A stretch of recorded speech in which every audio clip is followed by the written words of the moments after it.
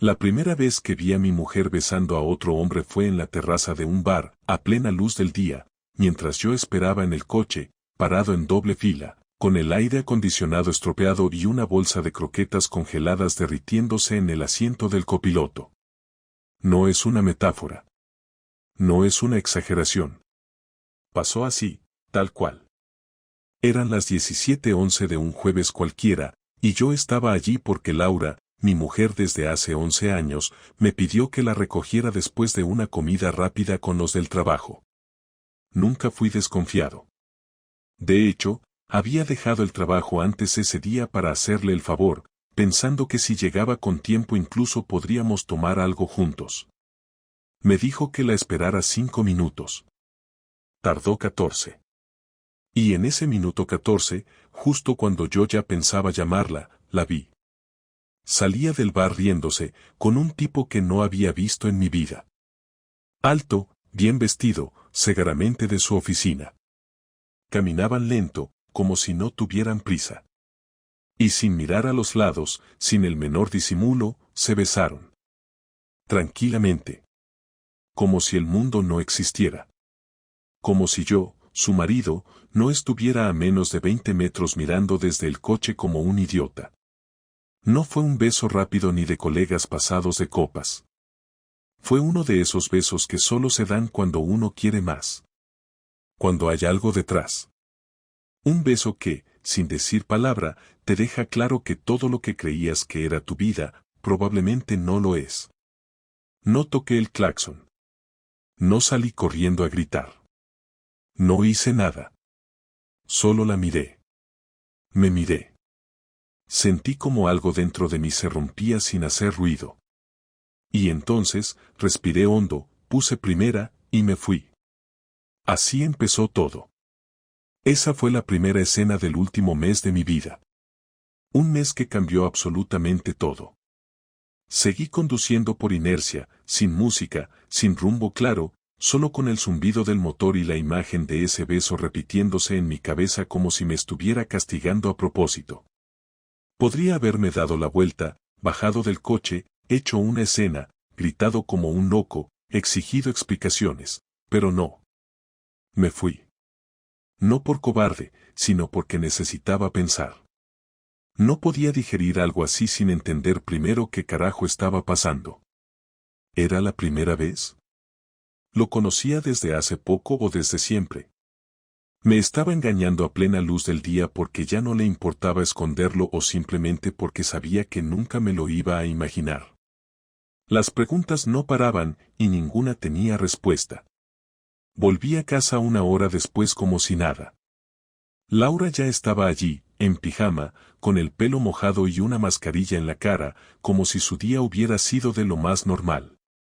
Me saludó con un hola, amor mientras miraba el móvil, y por un segundo pensé que tal vez me lo había imaginado todo, que no era ella, que era alguien parecida, que mi cabeza me había jugado una mala pasada. Pero no. Era ella. Su forma de caminar, de reírse, de inclinar la cabeza cuando escucha a alguien hablar. La conocía demasiado bien para confundirme. ¿Te fue bien con los chicos del curro? Le pregunté, sin levantar la voz, sin dejar ver nada. Sí, normal. Un poco pesados como siempre, pero bien. ¿Y tú? Mentira. Había estado besándose con alguien frente al bar. Y ahora se sentaba en nuestro salón, descalza, con un té en la mano, preguntándome si mi día había sido bueno. La realidad y la mentira conviviendo en el mismo espacio, y yo, atrapado en medio. No dormí esa noche. Ella sí. Profundamente, incluso roncando. Yo me quedé tumbado mirando al techo, intentando atar cabos. Empecé a repasar los últimos meses, y cuanto más pensaba, más detalles encajaban.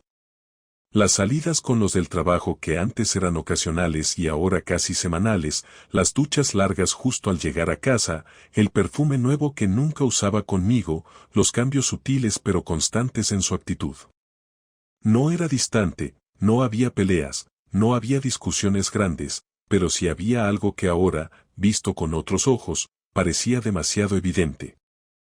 Lo único que faltaba era confirmar que aquello no había sido un accidente, un beso sin intención, un impulso aislado. Quería saber si lo que vi era solo la punta de algo más grande. No soy detective, pero tampoco soy idiota. Al día siguiente me tomé la mañana libre sin decirle nada y conduje hasta su trabajo. No sabía bien qué esperaba encontrar, pero algo me decía que tenía que estar allí, que algo más iba a salir a la luz. Me senté en una cafetería al otro lado de la calle, pedí un café solo y esperé. Durante más de una hora no pasó nada. Gente entrando y saliendo, conversaciones cruzadas, rutina. Hasta que lo vi. Era él. El tipo del bar. Entró caminando con confianza, saludando a algunos compañeros, y subió las escaleras sin mirar atrás. No llevaba uniforme ni acreditación visible, lo cual ya me pareció raro. ¿No trabajaba ahí?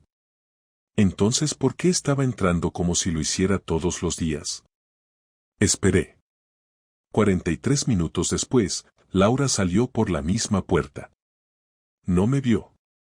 Se detuvo en la acera y miró su móvil. Luego apareció él otra vez. No salieron juntos, pero se cruzaron una mirada rápida, casi imperceptible. Él se fue hacia la izquierda. Ella hacia la derecha. Todo normal si no fuera porque en esa breve mirada había una complicidad que solo se da cuando hay algo más que trabajo de por medio. Esa noche, cuando volvió a casa, la miré diferente. Me senté frente a ella mientras cenábamos y la observé como quien observa a una persona nueva, tratando de identificar lo que había cambiado. Me costaba escuchar lo que decía. Hablaba de una compañera que se había cortado el pelo y de un cliente pesado que había enviado correos a las 3 de la mañana. Historias vacías para llenar el tiempo, para mantener la rutina. Yo asentía, pero por dentro estaba tomando decisiones. Durante los 3 días siguientes repetí el mismo patrón. Fingí que salía a trabajar, pero en realidad la seguía. No cada minuto, pero lo suficiente. Y lo suficiente fue más que suficiente. La vi encontrarse con él en un parque a las afueras. Caminaron juntos durante casi una hora, sentados en un banco, abrazados, besándose con la misma tranquilidad que el primer día, como si fuera lo más normal del mundo. En ningún momento miraron alrededor. No había nervios, no había urgencia. Estaban acostumbrados. Lo habían hecho antes, muchas veces. Yo no era el obstáculo. Era el espectador que no se había enterado a tiempo. No necesité más pruebas. Lo había visto con mis propios ojos, sin que nadie me lo contara, sin que ningún mensaje o captura me guiara. El engaño estaba ahí, en directo, delante de mí, y me golpeaba sin disimulo. No tenía idea de cómo iba a confrontarla. No sabía si quería gritarle, echarla, preguntarle o simplemente marcharme y no volver jamás. Pero una cosa estaba clara, ya no había vuelta atrás. La vida como la conocía había terminado. El único consuelo que me quedaba era saber que esta vez no era yo el que estaba equivocado. Esperé hasta el domingo por la tarde para hablar con ella. No porque fuera el mejor momento ni porque quisiera hacerlo ese día, sino porque necesitaba contener todo lo que sentía para no estallar de forma estúpida. Yo sabía que esto no podía ser una conversación normal. No se trataba de sentarse y preguntarme ¿estás engañando?, esperando que con una lágrima y una disculpa se arreglara algo. Tenía que poner todo sobre la mesa, tenía que decirle que lo sabía, que lo había visto, y tenía que escuchar lo que tenía para decir sin dejar que me manipulara. Así que la esperé en la cocina, donde solíamos hablar de cosas cotidianas, pero esa vez con una tensión que se podía cortar, aunque ella no lo notaba aún. Estaba en el sofá, viendo una serie, con los pies sobre la mesa y el mismo pijama de siempre. Cuando le dije que necesitaba hablar con ella, tardó un par de segundos en levantar la mirada. Me siguió con cierta pereza, arrastrando las zapatillas, sin sospechar nada. Se sentó frente a mí, con un gesto aburrido, como si esperara una charla sobre facturas o sobre qué cenar. «¿Qué pasa?», dijo, sin emoción. La miré sin decir nada durante un rato. Sabía que ese silencio la iba a poner incómoda, y lo hizo. Se cruzó de brazos y bajó la mirada por un segundo. No era miedo, era molestia. No le gustaba que la hicieran esperar, y mucho menos cuando sentía que no tenía el control. El jueves te vi, solté, sin rodeos. Frunció el ceño, confundida. ¿Cómo que me viste? En el bar. Besándote con él. Su cara cambió al instante.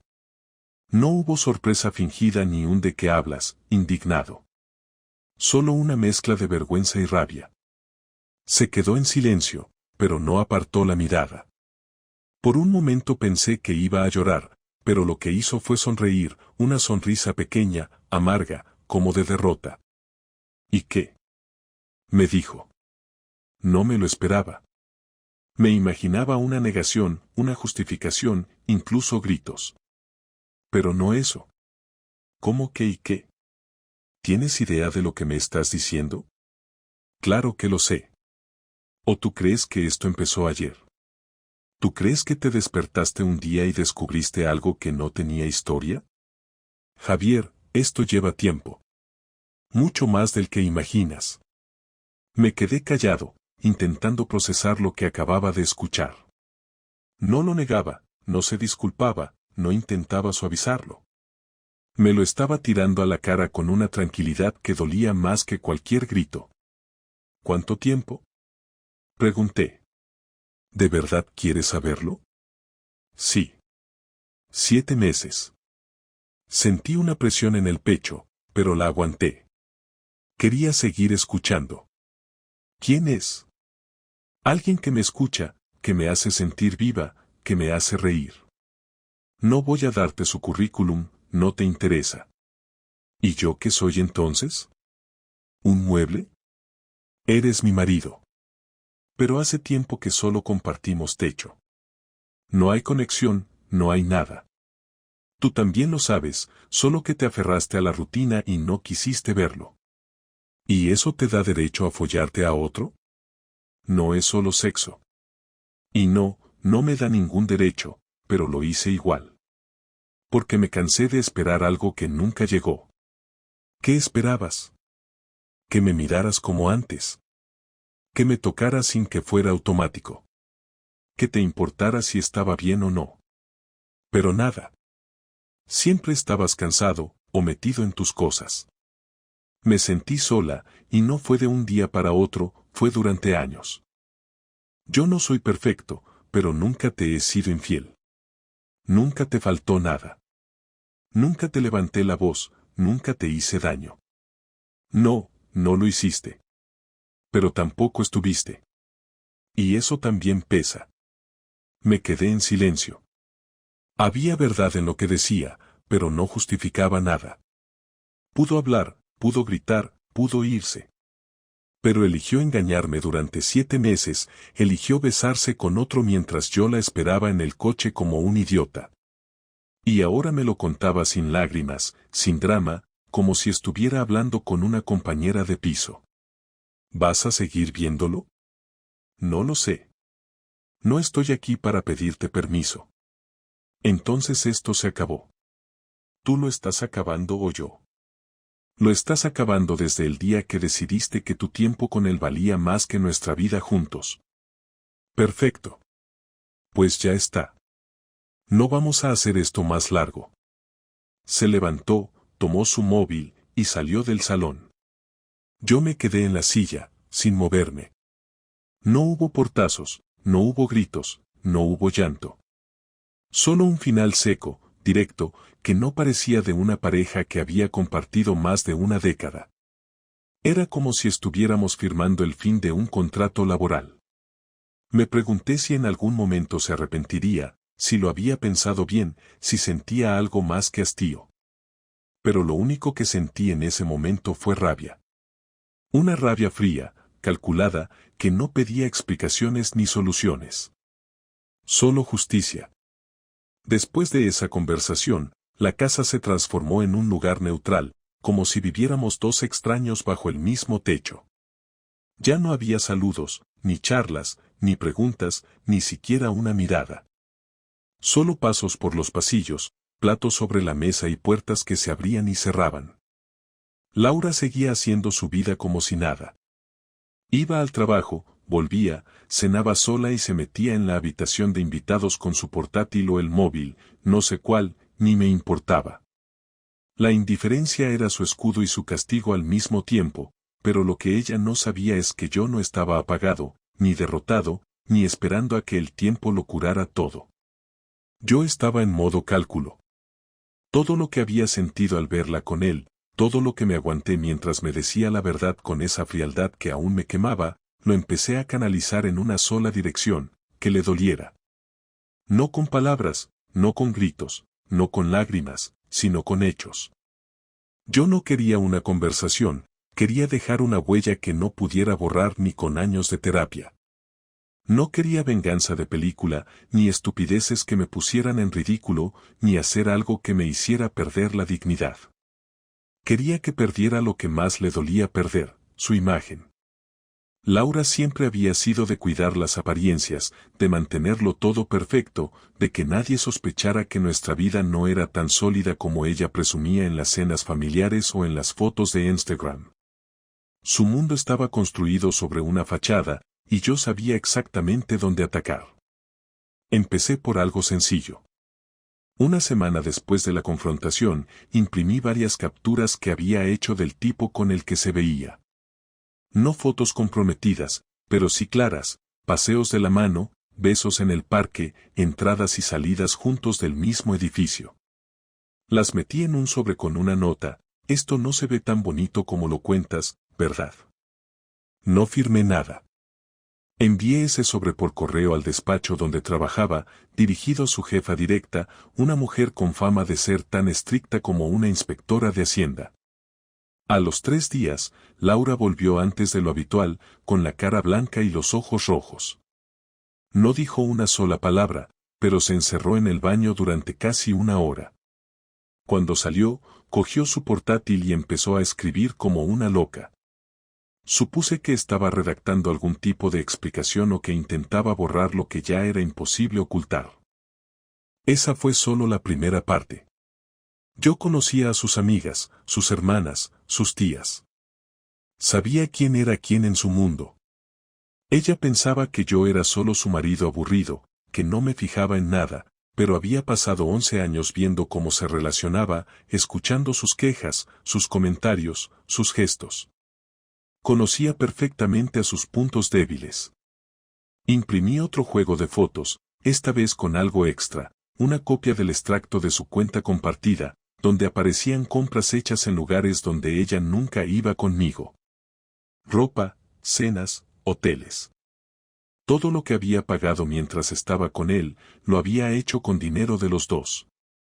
Esa copia, con una nota mucho más directa: espero que lo que compró valiera la pena, la envié a su hermana mayor, la más moralista, la que siempre decía que yo era demasiado tranquilo y que Laura necesitaba más chispa.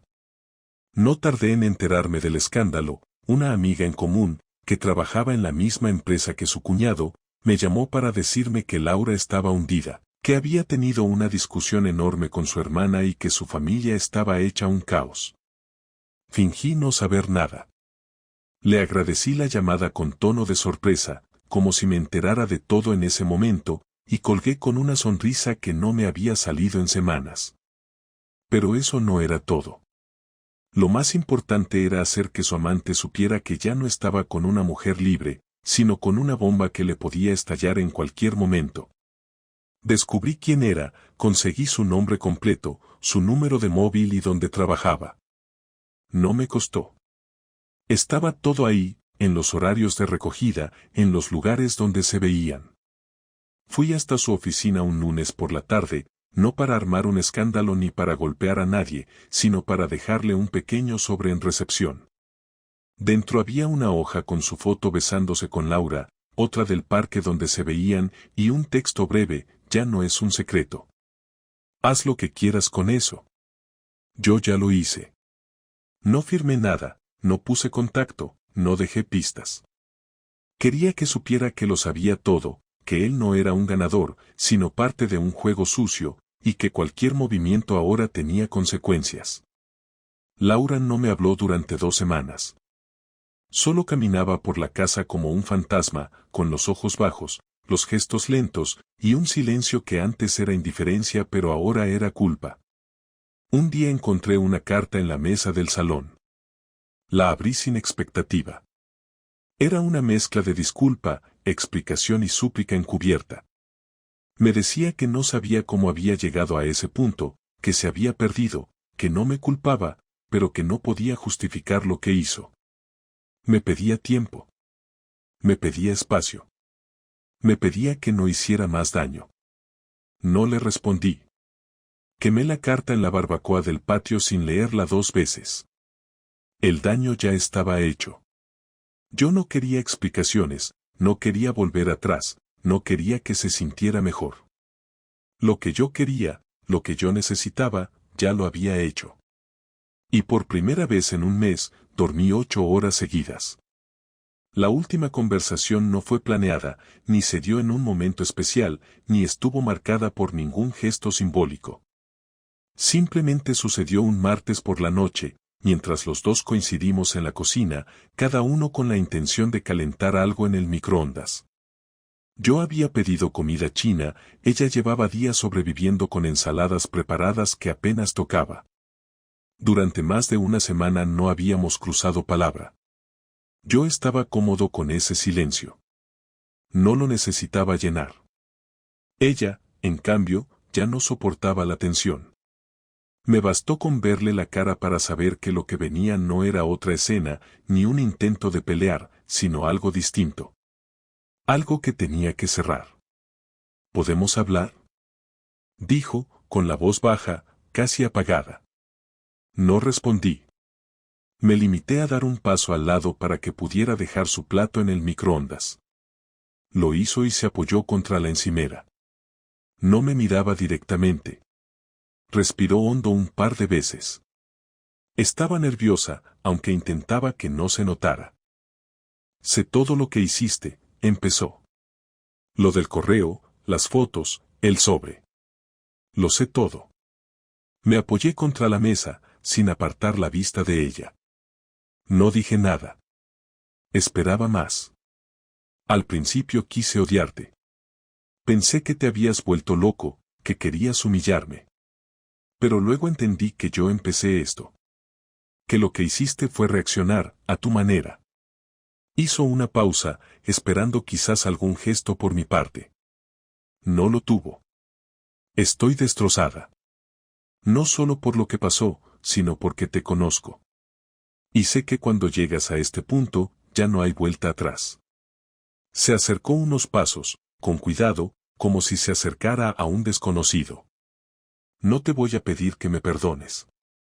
No me atrevo. Tampoco voy a intentar convencerte de nada. Solo quiero decirte que lo que rompí contigo no era solo una relación. Era una vida. Y eso no lo voy a poder arreglar nunca. Volví a mirarla, esta vez con algo más de atención. Se le notaban las ojeras, el cansancio, los hombros caídos. Había bajado los brazos. Ya no tenía ni orgullo ni defensa. ¿Y qué esperas que haga yo con todo esto?, pregunté al fin, no con rabia, sino con una calma áspera. Nada. Solo quería que lo escucharas. Que supieras que sé lo que hice. Que no voy a fingir que fui una víctima o que me equivoqué una sola vez. No fue un error, fue una cadena de decisiones que tomé sabiendo que podía destruir todo. Y lo destruí. Asentí, porque tenía razón. No había espacio para explicaciones mágicas ni para negociaciones. Lo sabíamos los dos. ¿Qué vas a hacer?, preguntó después, sin rodeos. Me voy a ir de esta casa. Ya estoy buscando piso. Lo que queda aquí no es un hogar. Solo un lugar donde 2 personas intentan no cruzarse. Esto ya no tiene sentido. ¿Y el divorcio? En proceso. Los papeles están casi listos. No quiero pelear por nada. Quédate con lo que quieras. Yo solo quiero salir de aquí con la conciencia tranquila. Bajó la mirada y se quedó en silencio durante unos segundos. Luego, con la voz aún más débil, dijo algo que no esperaba. ¿Puedo preguntarte algo sin que lo tomes a mal? No respondí, pero tampoco me opuse. ¿Todavía sientes algo por mí? No lo pensé mucho. Ya había tenido tiempo suficiente para aclarar esa parte. No. Siento algo por lo que fuimos. Por lo que creí que éramos. Pero por ti, como estás ahora, no. Ya no te reconozco. Asintió. No lloró. No se ofendió. Solo lo aceptó. Como quien escucha un diagnóstico inevitable. Me lo merezco, dijo. Todo esto. No sé en qué momento empecé a convertirme en alguien que podía traicionar así, pero llegué hasta el final y arrastré contigo todo lo que construimos. Quise decirle que me importaba una mierda su reflexión tardía, pero no tenía sentido. Estábamos cerrando una puerta, no discutiendo. Lo único que quería era dejar ese capítulo escrito y sellado. Cuando me vaya, quiero que sepas que no te voy a desear el mal. Pero tampoco te voy a querer bien. No es odio, es indiferencia. Y eso es peor, pero es lo que hay. Por primera vez en semanas, me miró directo a los ojos. No como víctima ni como culpable. Como una mujer que entendió que el precio de lo que hizo fue perder al único que nunca le falló. Y yo no le di ni un gesto de piedad. No era cruel. Era justo. Volvió a su plato cuando el microondas pitó. Lo sacó con cuidado, lo dejó sobre la mesa y dijo lo último que iba a decirme. Gracias por no gritar. Gracias por dejarme decirlo. Aunque no sirva para nada. Salí de la cocina sin mirar atrás. Y esa fue la última vez que hablamos como pareja. Lo siguiente sería legal, frío y definitivo. Me fui de esa casa un jueves por la mañana, sin ruido, sin despedidas, sin cajas a la vista. Ya tenía el nuevo piso alquilado y había llevado mis cosas poco a poco durante la última semana. Lo poco que me importaba lo metí en 2 maletas grandes, una mochila y una caja de herramientas. Dejé las llaves sobre la mesa del salón, apagué las luces y cerré la puerta sin mirar atrás. No escribí una nota, no dejé instrucciones, no envié ningún mensaje. Todo estaba dicho. No había nada más que aclarar. No quise dramatismo ni escenas. Solo quería empezar, no de cero, pero sí sin ella. Mi nueva vida no era mejor ni más emocionante, pero era mía, sin mentiras, sin teatro, sin esa incomodidad constante que se había vuelto normal en casa. Al llegar al nuevo piso no sentí euforia ni alivio. Solo una especie de neutralidad que me permitió hacer lo que necesitaba hacer sin distracciones. Puse el colchón en el suelo, conecté la cafetera, dejé mi ropa doblada en el armario y salí a comprar lo justo para sobrevivir, comida, productos de limpieza, un par de cosas para el baño y una cortina barata. No necesitaba más. Por ahora, ese lugar no era un hogar, pero al menos era un lugar donde nadie me mentía. Las primeras semanas fueron raras. No tenía a quien avisar cuando salía ni con quien comentar lo que había hecho durante el día. Tampoco tenía la costumbre de mirar el móvil esperando un mensaje, porque ya no esperaba nada. Me dediqué a trabajar, a ordenar mis horarios, a no pensar demasiado. No quise hablar del tema con nadie. Solo se lo conté a mi hermano y a uno de mis compañeros del trabajo con los que tenía más confianza. Lo hice sin entrar en detalles. No quería lástima ni consejos. Me bastaba con decir la verdad sin adornos. Se acabó porque me engañó, porque me mintió durante meses, porque eligió a otro mientras dormía en mi cama. No hay nada más que explicar. La gente suele querer buscarle razones a todo, como si el dolor tuviera que justificarse, pero hay veces en las que solo hay hechos y consecuencias. Durante ese primer mes fuera, ella me escribió 2 veces. La primera fue un mensaje largo que leí y borré sin responder. Me decía que me extrañaba, que estaba yendo a terapia, que había empezado a entender muchas cosas, que no esperaba volver pero que le aliviaba saber que yo estaba bien. La segunda vez fue una carta que dejó en mi buzón, escrita a mano, con una letra temblorosa que no reconocí. Decía menos que el mensaje. Solo pedía perdón. Decía que le daba miedo olvidarme pero que aceptaba que ese era el camino. Volví a guardar silencio. No por venganza, sino porque no tenía nada nuevo que decir. Para mí, la historia estaba cerrada. No pensaba gastar más palabras en algo que ya no tenía sentido reconstruir. No quería quedar como el maduro que puede hablar sin rencor ni como el débil que sigue necesitando contacto. Solo quería seguir adelante, sin ella en ninguna forma. Pasaron 3 meses antes de que firmáramos el divorcio. Fue rápido, sin abogados de por medio. Lo habíamos acordado todo por correo. Ella se quedó con el coche y el piso. Yo no quería nada que tuviera su olor ni su nombre. El notario fue educado, breve y directo. Firmamos en silencio, nos dimos la mano y salimos por separado. Ella iba vestida como si fuera a la oficina. Yo llevaba vaqueros y una chaqueta vieja. No hubo lágrimas ni miradas largas. Era un trámite, nada más. El final oficial de algo que ya había muerto desde mucho antes. Lo que vino después fue más simple de lo que pensaba.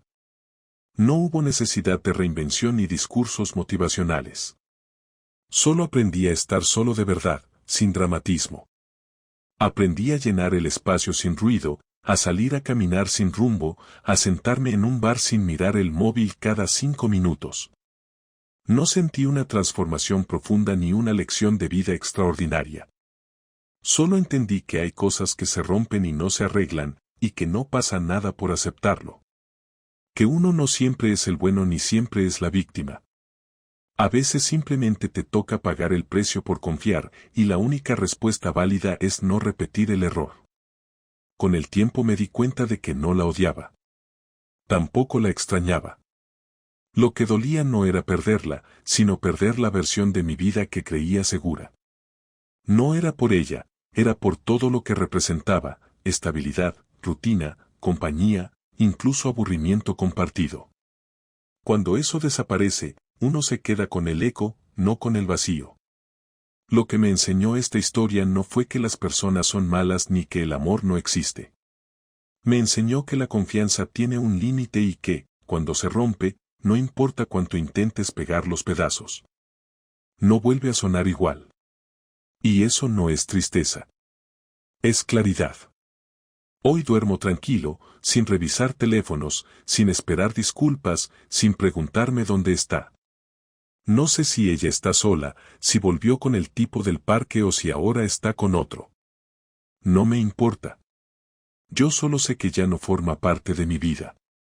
Y eso, aunque no sea una victoria, al menos es justicia.